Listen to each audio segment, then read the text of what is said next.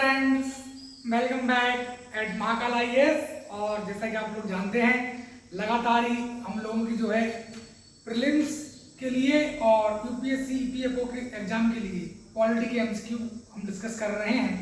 और इस तरीके से ही हम फिर रिगार्डिंग जो अदर सब्जेक्ट हैं, मॉडर्न हिस्ट्री है और आपका जो भी अदर पोर्शन है, इकोनॉमी का है, ज्योग्राफी है, वो भी हम धीरे धीरे कवर कर लेंगे। क्योंकि आप जानते हैं कि 30 नवंबर 2025 की एग्जाम है, तो 30 नवंबर 2025 तक हमको पूरा पोर्शन कवर करना है। तो बेसिकली आज 3 क्वेश्चन फिर मैं आप लोगों के लिए आया हूँ प्रैक्टिस करने के लिए, क्योंकि बोर्ड का साइज थोड़ा छोटा है, तो 3 क्वेश्चन ही यहाँ पर बन पाएंगे। राइट, हमारे पास डिजिटल बोर्ड अभी है नहीं। सो ये 3 क्वेश्चन भी आप अच्छे से प्रैक्टिस करना। इनके आंसर मैं 1 मिनट पॉज करूँगा हर एक क्वेश्चन डिस्कस करने के बाद। आप अपने नोटबुक में मार्क करना किसका क्या आंसर हो सकता है, और फिर मैं उसका एक्सप्लेनेशन आपको दूंगा, आंसर बताऊंगा। फिर कुछ देर बाद मैं कोशिश करूंगा फिर 3 क्वेश्चन। इस तरीके से हम 15-20 क्वेश्चन पर डे प्रैक्टिस अगर अभी से करेंगे तो मेरा मानना है कि 30 दिन में 600-700 एमसीक्यू हम प्रैक्टिस कर लेंगे। और फिर वो फ्री ऑफ कॉस्ट है। आप लोगों से बस एक रिक्वेस्ट रहती है हमेशा की तरह कि ज़्यादा से ज़्यादा आप लोग जो है लाइक, शेयर और सब्सक्राइब कर दें, क्योंकि जितना ज़्यादा आप सब्सक्राइब करेंगे उतना मेरे लिए अच्छा रहेगा। और आप लोगों को मैंने पहले बताया कि हम लोगों की बहुत ही छोटी सी फैमिली है अभी यूट्यूब की, मात्र 283 मात्र 283 लोग ही हैं अभी, और वीडियो जबकि 330 वीडियो हो गए हैं, 330 वीडियो कंप्लीट हो चुके हैं। तो इस चीज़ में थोड़ी आप लोग मेरी मदद करें, ज़्यादा से ज़्यादा लोग सब्सक्राइब करें तो चैनल भी हमारा थोड़ा ग्रो हो, क्योंकि मेहनत हम लोग कर ही रहे हैं, हार्डवर्क कर ही रहे हैं। 330 वीडियो अपलोड हो चुके हैं, उसके बाद इतनी कम सब्सक्राइबर है, तो इसमें थोड़ी आप लोग मेरी मदद करें। बाकी आप लोगों के लिए तो मैं पूरा एफर्ट्स डाल ही रहा हूँ अपनी तरफ से। तो बगैर देरी करे चलो स्टार्ट करते हैं। और आप लोगों को मैं बता दूं कि जिन लोगों ने भी इसके पहला वाला वीडियो नहीं देखा हो तो महाकाल आईएएस यूट्यूब चैनल पर आप जाइए, और जो भी 3 एमसीक्यू मैंने डिस्कस करे हैं मोस्ट इंपॉर्टेंट इसलिए बोल रहा हूँ मैं क्योंकि करंट अफेयर से ओरिएंटेशन है पूरा इन एमसीक्यू का, और स्टैटिक और करंट अफेयर के लिंकेज, स्टैटिक और करंट अफेयर का लिंकेज से जो है यूपीएससी प्रीलिम्स का पेपर बनाती है, और वैसे ही ईपीएफओ में पूछेगी। और अमूमन पॉलिटी की बात करें तो 10 से 15 क्वेश्चन आएंगे, क्योंकि असिस्टेंट प्रोविडेंट फंड कमिश्नर और इन्फोर्समेंट ऑफिसर दोनों की एक कॉमन एग्जाम होगी, मतलब दोनों का एक कॉमन पेपर होगा। तो मिनिमम 10 और मैक्सिमम 15, 10 से 15 की रेंज में तो हम मान के चलिए कि 15 क्वेश्चन तो आना ही आना है मैक्सिमम, और कम से कम 10 तो आना ही आना है। तो इसके बीच में यानी 13-14 क्वेश्चन तो आपको एज इट इज 30 नवंबर को पॉलिटी के मिल जाएंगे। तो पहला क्वेश्चन हम डिस्कस करने जा रहे हैं, जिसमें आपको अगर हो सकता है दिख नहीं रही हो पूरा ढंग से कंटेंट, तो मैं एक चीज़ को बोल कर भी आपको बता रहा हूँ। तो पहला क्वेश्चन है कि consider the following statement regarding NITI Aayog. यानी नीति आयोग के रिगार्डिंग हमारे पास कुछ स्टेटमेंट है, और उनमें हमको बताना है कि कौन सा स्टेटमेंट सही है, कौन सा स्टेटमेंट गलत है। अब मैं आपको थोड़ा सा बताऊं कि मैंने ये क्वेश्चन क्यों लिया। तो अभी आप लोगों को पता होगा कि 10th मीटिंग जो है नीति आयोग की, गवर्निंग काउंसिल की, ये अभी हेल्ड हुई, सक्सेसफुली हेल्ड हुई, जिसमें कोऑपरेटिव फेडरलिज्म के बारे में कहीं बात करी कि सेंटर और स्टेट के बीच में किस तरीके से कोऑपरेशन हो डिफरेंट पैरामीटर पर, जिससे जो नेशनल यूनिटी है वो स्ट्रेंथन हो, जो federalism basic structure of constitution का फीचर है वो कहीं ना कहीं स्ट्रेंथन हो, और एक यूनिटी पीस प्रिजर्व हो सोसाइटी में।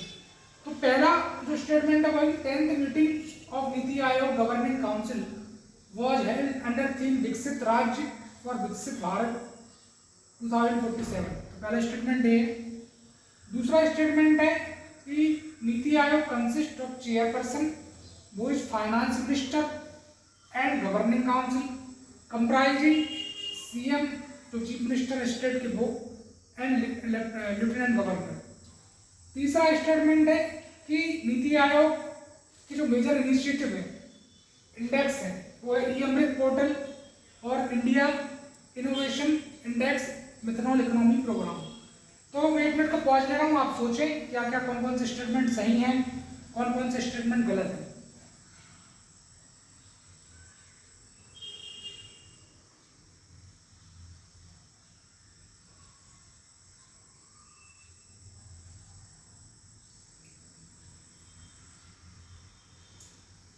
होप आप लोगों ने सोच लिया होगा कि इसका आंसर सही क्या हो सकता है। मैं आप लोग नोट करना, राइट, मैं बता रहा हूँ। तो पहला स्टेटमेंट है कि 10th मीटिंग अभी नीति आयोग की हुई है रिसेंटली 2-3 महीने के अंदर, गवर्निंग काउंसिल की।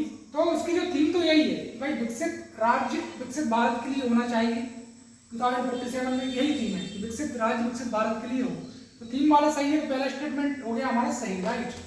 फिर मैं बात करूँ सेकंड स्टेटमेंट की, तो NITI Aayog consist of chairperson who is finance minister. ये यहाँ पर गलत है, फाइनेंस मिनिस्टर नहीं आएगा। जो नीति आयोग है वो चेयरपर्सन कंसिस्ट करता है जिसके चेयरपर्सन होते प्राइम मिनिस्टर, प्रधानमंत्री, right. And governing council comprise chief minister of state and जो भी आपके लेफ्टिनेंट गवर्नर है। ये स्टेटमेंट तो सही हो गया, मतलब ये वाला बात वाला सही है, बट यहाँ पर चेयरपर्सन जो है फाइनेंस मिनिस्टर बोला, इसलिए स्टेटमेंट पूरा गलत है, क्योंकि यहाँ फाइनेंस मिनिस्टर की जगह प्राइम मिनिस्टर आएगा, तो स्टेटमेंट हो जाएगा गलत, राइट। और थोड़ा सा आपकी जानकारी के लिए बता दूं मैं, इसमें 2 पार्ट टाइम मेंबर भी होते हैं, और चीफ एग्जीक्यूटिव ऑफिसर जो होते हैं वो सेक्रेटरी रैंक के होते हैं, इनको प्राइम मिनिस्टर अपॉइंट करते हैं। तो पार्ट टाइम मेंबर मैक्सिमम 2 हो सकते हैं इसमें। और जो गवर्निंग काउंसिल की अगर हम बात करें थोड़ा और की, तो 4 काउंसिल ऑफ मिनिस्टर जो एक्स ऑफिशियो मेंबर होते हैं वो 4 हो सकते हैं, काउंसिल ऑफ मिनिस्टर से लिए जाते हैं उनको, मैक्सिमम वो 4 हो सकते हैं, और 2 मैक्सिमम पार्ट टाइम मेंबर हो सकते हैं। तो वो आपसे नीति आयोग पर पूछ सकता है, क्योंकि 10th गवर्निंग काउंसिल की जो मीटिंग को अभी हेल्ड हुई और थीम भी इसकी इंपॉर्टेंट है, तो उस वजह से क्वेश्चन इंपॉर्टेंट हो जाता है ईपीएफओ के लिए। तीसरा, नीति आयोग का जो मेजर इनिशिएटिव इंडेक्स है, तो बोला है कि ई अमृत पोर्टल जो इलेक्ट्रिक व्हीकल से रिलेटेड है, इंडिया इनोवेशन इंडेक्स और मिथनॉल इकोनॉमी प्रोग्राम। तो बिल्कुल सही है स्टेटमेंट, क्योंकि ये तीनों ही जो है कहीं ना कहीं नीति आयोग के इनिशिएटिव है। और थोड़ा इसमें ऐड ऑन करें तो आपका इनोवेशन इंडेक्स के साथ साथ सस्टेनेबल डेवलपमेंट गोल इंडेक्स की बात करें, एसडीजी इंडेक्स की बात करें, aspirational district programme, aspirational block development programme, वहाँ से चल के मैं बात करूँ आप लोगों से कि भाई आपका इंडिया इनोवेशन इंडेक्स के बाद सस्टेनेबल डेवलपमेंट गोल इंडेक्स की जो मैंने बात करी, एसडीजी इंडेक्स, तो वो भी कौन रिलीज करता है? वो भी रिलीज करता है आपका नीति आयोग। और मिथनॉल इकोनॉमी प्रोग्राम, इसको आप हाईलाइट करके नोट करेंगे, क्योंकि ये बहुत इंपॉर्टेंट, हम बार बार भूल जाते हैं। और गुड गवर्नेंस इंडेक्स जो है वो कौन रिलीज करता है? नीति आयोग रिलीज करता है, राइट। तो ये एमसीक्यू आपको अच्छी समझ में आया होगा हो। अब बात करते हैं सेकंड एमसीक्यू की। तो सेकंड एमसीक्यू बात कर रहे हैं कि consider the following statement regarding Ladakh. Ladakh के रिगार्डिंग बात हो रही है, डिमांड फॉर 6th शेड्यूल, यानी लद्दाख आप लोग जानते हैं कि रिसेंटली किस तरीके से जो वांगचुक हैं उनको लगातार प्रोटेस्ट पर थे, हंगर स्ट्राइक पर थे सोनम वांगचुक, और उनको जेल में भी डाल दिया गया था, राइट। तो बहुत ज़्यादा प्रोटेस्ट चल रहा है वहाँ पर लद्दाख में, और ये पूरा प्रोटेस्ट इस चीज़ को लेकर है कि आर्टिकल 370 को जब special status Jammu and Kashmir है उसको स्क्रैप किया गया, तो कहीं ना कहीं जो है लद्दाख को यूनियन टेरिटरी का दर्जा दिया गया और जम्मू कश्मीर को भी यूटी बनाया, राइट। तो अलग अलग 2 यूनियन टेरिटरी में बांट दिया गया, जम्मू कश्मीर एंड लद्दाख को। तो लद्दाख के लोगों को लगातार डर सता रहा है, और साथ में हो भी रहा है कि जो भी वहाँ की जो क्या पहले बोलते थे कि भाई जो वहाँ का जो लैंड है, जमीन है, तो उस जमीन को प्रिजर्व किया गया था, रिजर्व किया गया था वहीं के सिटीजन के लिए। बट अब ये चीज़ नहीं है, अब ये चीज़ पूरी तरीके से हट चुकी है, और अब ऐसा है कि कोई भी पूरी इंडिया में जाकर वहाँ पर ज़मीन भी खरीद सकता है, रह भी सकता है, प्लॉट ले सकता है, कंपनी वगैरह सेटअप कर सकता है, इंडस्ट्रियल प्रोजेक्ट सेटअप कर सकता है। बट लद्दाख के लोगों का लगातार एक कंसर्न है कि जब इंडस्ट्रियल डेवलपमेंट होगा तो बहुत सारा प्रदूषण, वहाँ का जो भी वातावरण है, कहना चाहिए कि वहाँ का जो इन्वायरमेंट फ्लोरा फोना है वो पूरी तरीके से डिस्टर्ब हो जाएगा, सोसाइटी की पीस डिस्टर्ब होगी, पॉल्यूशन बढ़ेगा, और प्राइवेट पार्टी लैंड को कैप्चर कर लेंगी, तो वहाँ से जो कस्टम है, जो ट्रेडिशन है, जो कल्चर है लद्दाख के पीपल का, वो डिस्टर्ब हो जाएगा। और इसीलिए 6th शेड्यूल के लिए लगातार डिमांड है, 6th शेड्यूल के लिए लगातार डिमांड कर रहे हैं लद्दाख के लोग कि 6th शेड्यूल का दर्जा हम लोगों को दिया जाए। जब 6th शेड्यूल का दर्जा मिल जाएगा तो लद्दाख के लोगों का जो है कल्चर प्रिजर्व रहेगा, ऑटोनॉमी पीस प्रिजर्व रहेगा, ऑटोनॉमस डिस्ट्रिक्ट काउंसिल वहाँ बन जाएगी, जो कि लैंड के लिए, जॉब के लिए, जो भी वाटर के लिए, इलेक्ट्रिसिटी के लिए, सबके लिए जो है ऑटोनॉमस डिस्ट्रिक्ट काउंसिल रिस्पॉन्सिबल रहेगा गवर्न करने के लिए। और फिर जो प्राइवेट पार्टी वगैरह है, जो प्राइवेट कॉर्पोरेशन है, बाहर से जाकर कोई वहाँ पर लैंड परचेस नहीं कर पाएगा। सो इसके लिए लगातार 6th शेड्यूल के लिए डिमांड है, बट गवर्नमेंट लगातार ही मना कर रही है 6th शेड्यूल देने के लिए। उसने आर्टिकल 240 को अप्लाई करा है, वो बोल रही है कि भाई लद्दाख में अभी हम जो है 6th शेड्यूल नहीं लगा पाएंगे। क्यों? क्योंकि नॉर्थ ईस्ट के लिए जो है 6th शेड्यूल हम लोगों ने प्रिजर्व करा है, राइट। नॉर्थ ईस्ट के जो स्टेट हैं उनके लिए हमने जो 6th शेड्यूल की बात की है, लद्दाख की नहीं करी। तो पहला स्टेटमेंट में बात करता हूँ कि सेंटर इशूड, जो पहला स्टेटमेंट है, क्वेश्चन है consider following statement regarding Ladakh demand for 6th schedule.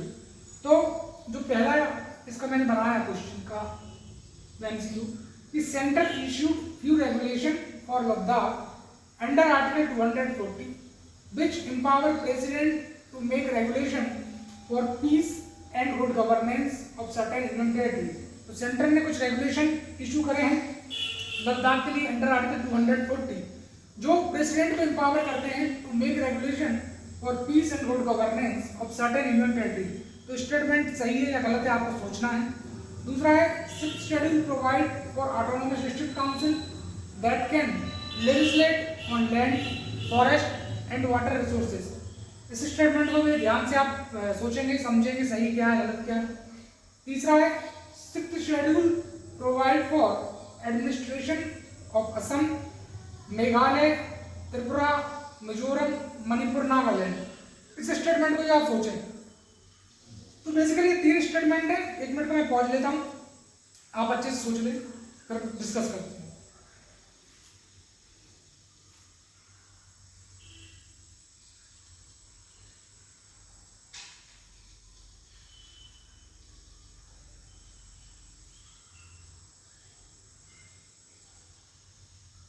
Hope आप लोगों ने इसका आंसर सोच लिया होगा। मैं आगे बढ़ता हूँ डिस्कशन में। तो पहला जो स्टेटमेंट है कि सेंटर ने कुछ रेगुलेशन इशू किए गए हैं लद्दाख के लिए अंडर आर्टिकल 240 जो एम्पावर करेंगे राष्ट्रपति को कि वो रेगुलेशन बनाए पीस के लिए, गुड गवर्नेंस के लिए, सर्टेन यूनियन टेरिटरी के लिए। तो स्टेटमेंट 101% सही है। प्रेसिडेंट को एम्पावर किया है आर्टिकल 240 में कि वो जो है पीस गुड गवर्नेंस के लिए प्रोविजन करें। दूसरा 6th schedule provide for autonomous district council that can legislate on land, forest, water resource. ये स्टेटमेंट भी 100% ट्रू है कि ऑटोनोमस डिस्ट्रिक्ट काउंसिल के पास ये पावर है कि वो लैंड के रिगार्डिंग, फॉरेस्ट के रिगार्डिंग, वाटर रिसोर्स के रिगार्डिंग जो है प्रोविजन बना सकती है अंडर 6th शेड्यूल। तीसरा स्टेटमेंट की 6th schedule provide for administration of Assam, Meghalaya, Tripura, Mizoram, Manipur, Nagaland. तो आप लोग जानते हैं सिर्फ और सिर्फ 4 स्टेट जो है 6th शेड्यूल में कवर है। असम है, बिल्कुल सही बात है। मेघालय है, बिल्कुल सही बात है। त्रिपुरा बिल्कुल सही बात है। और मिजोरम ये बिल्कुल सही बात है। बट मणिपुर और नागालैंड कहीं से कहीं तक सही नहीं है क्योंकि मणिपुर और नागालैंड को जो है 6th शेड्यूल में कवर नहीं किया गया है। 6th शेड्यूल में कवर किया गया है मात्र 4 स्टेट को जो कि असम, मेघालय, त्रिपुरा और मिजोरम है। तो नॉर्थ ईस्ट का जो कल्चर है, जो कस्टम है, जो ट्रेडिशन है, जो रिलीजन वहाँ पे, उनको हमें प्रिजर्व करना है। इनर लाइन परमिट की भी हम बात करते हैं कि भाई फॉरेन से या इंडिया के किसी पार्ट से कोई व्यक्ति जाएगा तो उसको इनर लाइन परमिट लेना पड़ेगा जिससे वहाँ का कस्टम ट्रेडिशन वगैरह प्रिजर्व रहे, वो डिस्टर्ब ना हो, वहाँ की पीस डिस्टर्ब ना हो, राइट। तो वहाँ की लैंग्वेज जो है, सब कल्चर जो है। सो ऑटोनोमस डिस्ट्रिक्ट काउंसिल जो है 6th शेड्यूल के अंतर्गत जो भी लैंड है, फॉरेस्ट है, वाटर रिसोर्स इन 4 स्टेट में, असम में, मेघालय में, त्रिपुरा, मिजोरम में प्रोविजन बनाता है। तो यहाँ पर मणिपुर और नागालैंड भी 3rd स्टेटमेंट में मैंने इंक्लूड करा है, इसलिए स्टेटमेंट पूरी तरीके से गलत है। तो सही कौन सा है? पहला और दूसरा। तो सिर्फ पहला और दूसरा सही है, तीसरा गलत है। फिर तीसरा क्वेश्चन मैं आप लोगों के साथ डिस्कस करूं तो मैच दी फॉलोइंग, आपको मैच दी फॉलोइंग है क्वेश्चन में मैच करना है कौन सा सही है कौन सा गलत है। तो article 371A Mizoram, article 371B Nagaland, article 377C Assam, article 371G Manipur और मिजोरम 53rd कॉन्स्टिट्यूशन अमेंडमेंट से आया। मैं आपको बता दूं Nagaland 13th constitution amendment act से आया, Assam 22nd constitution amendment act से आया और मणिपुर 27 से आया। तो आपको मैच भी फॉलोइंग करना है। आप 1 मिनट सोचें क्वेश्चन पे किसका क्या हो सकता है, फिर मैं आपके साथ डिस्कस करता हूँ।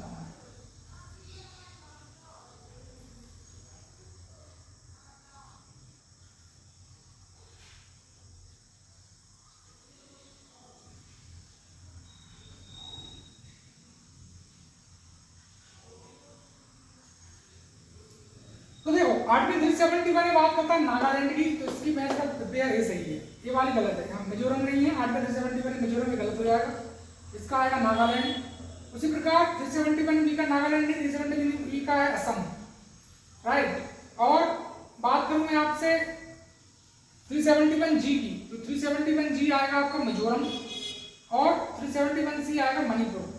तो इसलिए चारों स्टेटमेंट गलत है।